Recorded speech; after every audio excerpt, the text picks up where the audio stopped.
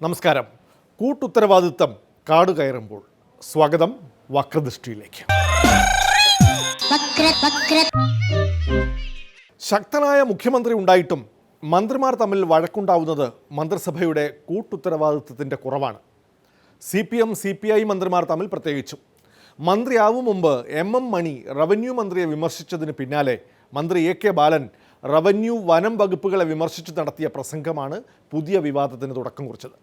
CPI മന്ത്രിമാരുടെ വകുപ്പുകളിൽ മുഖ്യമന്ത്രി ഇടപെടുന്നു, CPM പിടിമുറുക്കുന്നു എന്ന പരാതി CPIയുടെ സംസ്ഥാന കൗൺസിലിലും ചർച്ചയായതിനു ശേഷം കടുത്ത മറുപടിയുമായി വനം മന്ത്രി K രാജുവും രംഗത്തു വന്നു. ഇനി പൈറ്റ് തുടങ്ങാം. നീ വരൂ. ഞാൻ ബഹുമാനപ്പെട്ട റവന്യൂ വകുപ്പ് മന്ത്രിയോടും അതുപോലെ തന്നെ ഫോറസ്റ്റ് വകുപ്പ് മന്ത്രിയോടും പറഞ്ഞിട്ടുണ്ട്, പണ്ട് ബിനോയ് വിശ്വനും രാജേന്ദ്രനും ആ രണ്ട് വകുപ്പ് കൈകാര്യം ചെയ്യുമ്പോൾ സ്വീകരിച്ചൊരു സമീപനമുണ്ട്. അവരൊക്കെ കാട്ടിയൊരു മാതൃക ഉണ്ട്. ആ മാതൃക തുടർന്നോളണം. കഴിഞ്ഞ മിനിസ്ട്രിയിലെ രണ്ട് മന്ത്രിമാർ KP രാജേന്ദ്രനും അതുപോലെ തന്നെ ബിനോയ് വിശ്വവും നല്ല മന്ത്രിമാരായിരുന്നു പറഞ്ഞതിൽ എനിക്ക് വളരെ സന്തോഷമുള്ള കാര്യമാണ്. അദ്ദേഹം ഇപ്പോഴെങ്കിലും അത് പറഞ്ഞല്ലോ. ഭൂമിയില്ലാത്ത ആദിവാസികൾക്ക് ഭൂമി ലഭ്യമാക്കുന്നതിന് അവർ നടത്തുന്ന സമരത്തെ ഒരു വർഗ സമരത്തിന്റെ ഭാഗമായിട്ടാണ് ഞങ്ങൾ കാണുന്നത്. ഭൂപരിഷ്കരണ നിയമം നടപ്പിലാക്കിയ ഈ കേരളത്തിൽ വീട് പൊളിച്ച് ശവം മറവ് ചെയ്യാൻ ഇനി പറ്റില്ല. ഇത് അഭ്യർത്ഥന മാത്രമല്ല, താക്കീതാണ്. ഓ ഏമാനായിരുന്നോ? സ്ഥലമുണ്ട്, ഞാൻ അറിഞ്ഞില്ല. CPI മന്ത്രിമാരുടെ പ്രവർത്തനം വിലയിരുത്തുന്നത് ബാലൻ്റെ ജോലിയല്ലല്ലോ, അല്ലെങ്കിൽ CPM മന്ത്രിമാരുടെ ജോലിയല്ലത്.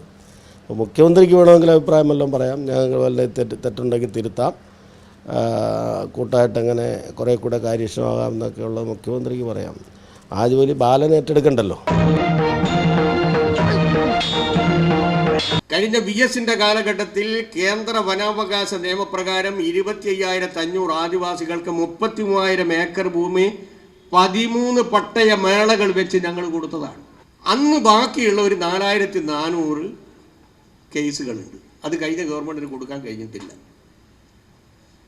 യുദ്ധകാല അടിസ്ഥാനത്തിൽ അത് കൊടുക്കാൻ തീരുമാനിക്കുന്നു. അതിൻ്റെ ഒരു നടപടിയായിരുന്നു നെന്മാറയിൽ ബഹുമാനപ്പെട്ട കലക്ടർ എടുത്തത്. അപ്പോൾ ഒരു DFO എന്ന് പറയുന്ന യജമാനെ ഇതങ്ങ് ദഹിക്കുന്നില്ല. അത് പാർട്ടി സെക്രട്ടറിമാർ തമ്മിൽ സംസാരിച്ചോളൂ. അത് നിന്നോടൊന്നും പറഞ്ഞിട്ട് കാര്യമില്ല. നോ ഇൻഫർമേഷൻ, വിവരമില്ല. ഞാൻ അദ്ദേഹത്തോട് പറഞ്ഞു, കേന്ദ്ര വനാവകാശ നിയമപ്രകാരം നിങ്ങൾക്ക് ഉടക്കുണ്ടാക്കാനുള്ള അധികാരമില്ല. അവരുടെ കയ്യിൽ ഒരു രേഖയുണ്ടാവില്ല. തെക്കും വടക്കും കിഴക്കും പടിഞ്ഞാറും പ്രദേശം നോക്കിയിട്ട് ഇവിടെ ഞാനും എൻ്റെ കുടുംബവും കുറേ കാലമായി താമസിക്കുന്നു, അത് അഫിഡവിറ്റായിട്ട് എടുത്തിട്ട് സ്ഥലം കൊടുത്തോളണം. അതാ കേന്ദ്ര വനാവകാശ നിയമം.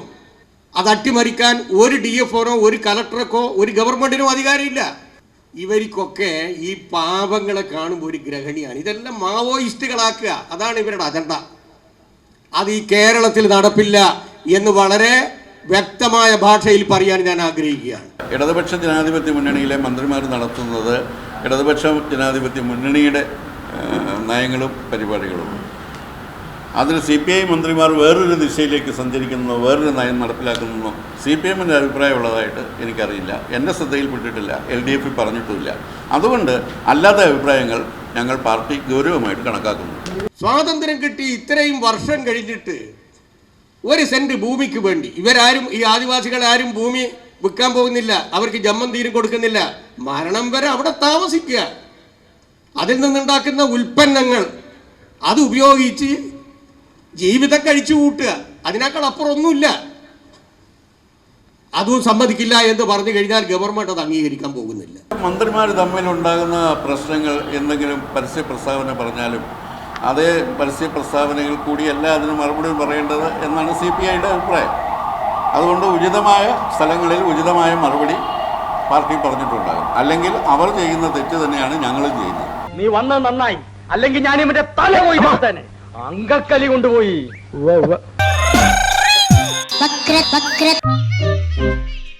CPM വകുപ്പുകളുടെ പ്രവർത്തനങ്ങളിൽ CPIക്കും അഭിപ്രായമുണ്ട്.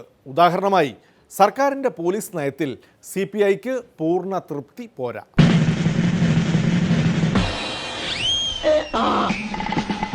പോലീസ് നയത്തിൽ ഒരിക്കലും ആർക്കും പൂർണ്ണ തൃപ്തി ഉണ്ടാകത്തില്ല. കാരണം ഒരു ഭരണകൂടത്തിൻ്റെ മർദ്ദനോപകരണമാണ് പോലീസ്. തൽക്കാലം ഇങ്ങനെ നിന്നാ മതി. ഒറ്റ മിനിറ്റ്, ഒന്ന് ശ്വാസം പിടിച്ചോട്ടെ. പോലീസ് എപ്പോഴും സ്വീകരിക്കുന്നത് അവരുടേതായിട്ടുള്ള ഒരു നിലപാടായിരിക്കും. പോലീസ് സ്വീകരിക്കുന്ന പല നിലപാടുകളോടും ഞങ്ങൾക്ക് വ്യത്യസ്തമായ അഭിപ്രായങ്ങളുണ്ട്. ആ വ്യത്യസ്തമായ അഭിപ്രായങ്ങൾ ഞങ്ങൾ ആ സന്ദർഭങ്ങളിൽ തന്നെ പ്രകടിപ്പിക്കുകയും ചെയ്തിട്ടുണ്ട്. അത് ഞങ്ങളുടെ രാഷ്ട്രീയവുമായി ബന്ധപ്പെട്ട വിഷയമാണ്. സർക്കാരിൻ്റെ നയമാണ് പോലീസ് നടപ്പാക്കേണ്ടത് എന്നാണ് സങ്കല്പം. LDF നയമല്ല സർക്കാരിൻ്റെ പോലീസ് നടപ്പാക്കുന്നത് എന്നല്ലേ ഈ പറഞ്ഞതിനർത്ഥം? ഞാൻ പറഞ്ഞതിന് അർത്ഥമില്ല. ഞാൻ പറഞ്ഞതിലെല്ലാം ഉണ്ട്. പോലീസ് നടപ്പിലാക്കേണ്ടത് സർക്കാരിൻ്റെ നയമാണ് എന്നതാണ് സങ്കല്പം. ഗബ്ബാർ കേശവൻ, എന്താ സംശയമുണ്ടോ? അയ്യോ ഇല്ല, ഐ എം സോറി, മനസ്സിലായില്ല, സത്യമായിട്ട് മനസ്സിലായില്ല.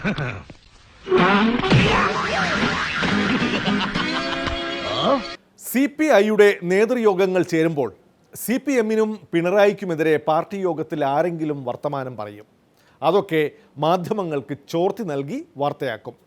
പിന്നാലെ കാനം എല്ലാം മാധ്യമ സൃഷ്ടിയാണെന്ന് തള്ളിക്കളയുകയും ചെയ്യും. ഈ കലാപരിപാടിയാണ് പിണറായിയെ മുണ്ടുടുത്ത മോദിയാക്കി CPI കൗൺസിലിൽ വിശേഷിപ്പിച്ചതിലും അരങ്ങേറിയത്. അങ്ങനെ എന്ത് ശ്രമിച്ചാലും പിണറായി വിജയന് നരേന്ദ്രമോദി ആകാൻ പറ്റുമെന്ന് എനിക്ക് തോന്നുന്നില്ല.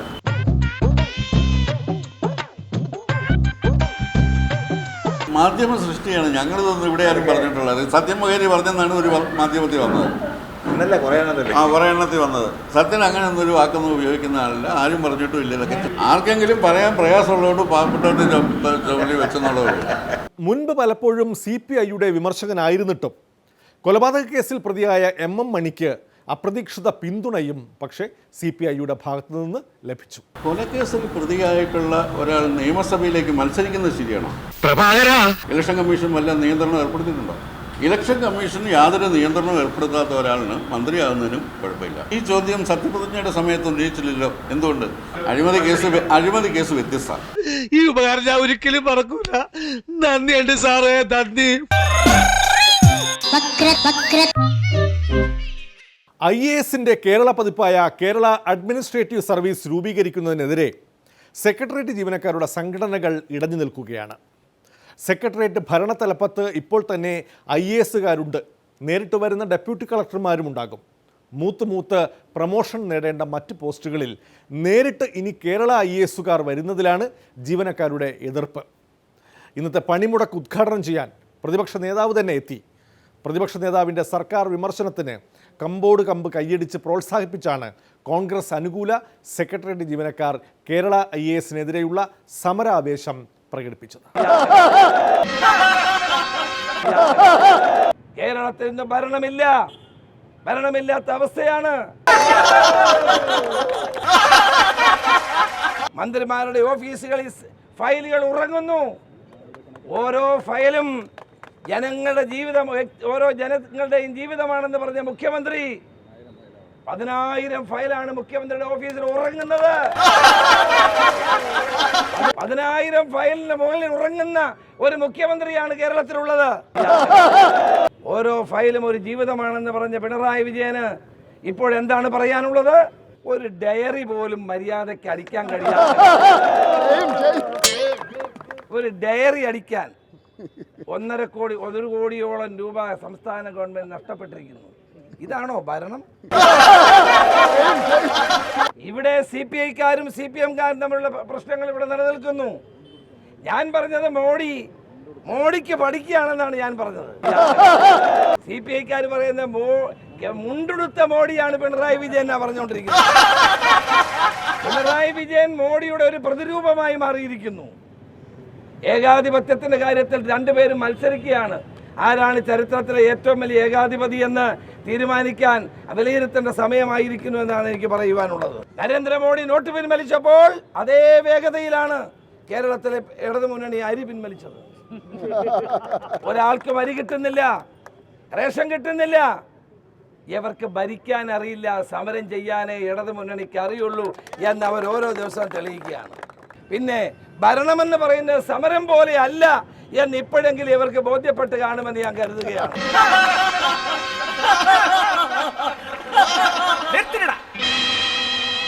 എന്താണ് ഇത്ര ചിരിക്കാൻ?